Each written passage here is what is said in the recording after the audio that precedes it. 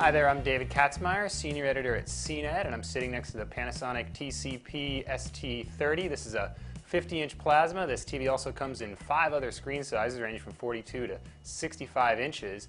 This TV sits right in the middle of Panasonic's lineup. When I first heard about it, I kind of tagged it as the best looking bang for the buck in terms of having the best features at the best price according to their initial announcements, and since I've had the chance to test it, that's pretty much borne out. It's an excellent value at its price point considering the picture quality. Start off with the design though, which is actually this TV's low point.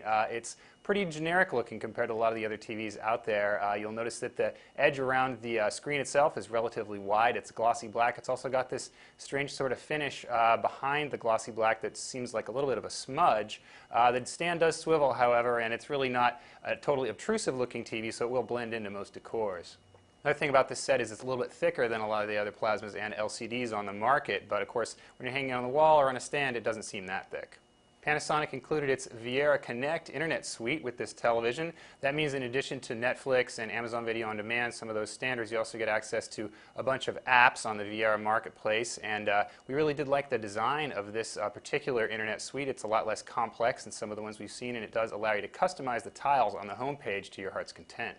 Another nice option Panasonic throws in is this dongle for a Wi-Fi connection. The Wi-Fi isn't built into the TV, but with the dongle you basically get the same thing, although it does take up one of the USB ports. Around back connectivity is a little skimpier than some of the other TVs, but should be plenty for most folks. It's got 2 HDMI on the back, a third on the side, in addition to a component input. There's no PC input, however, so if you want to connect an analog PC to this television, you're out of luck. Another feature on this television is 3D capability. It is the least expensive Panasonic plasma with that capability. Panasonic does not include any glasses with this television, unlike Samsung, for example, that does include 2 free pair. Later in the year, we might expect Panasonic to throw in some free glasses with this set, but right now there's no such bundle, and the glasses cost a hefty $150 a piece.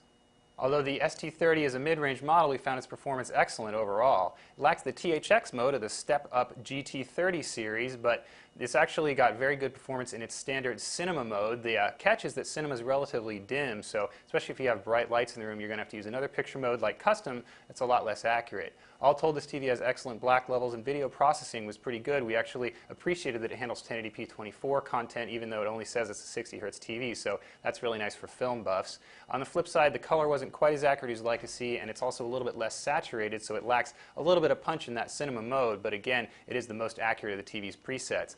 Panasonic could have cured that by throwing in a few more picture adjustments, which we really wish the company would have, but all told, this TV performs very well otherwise.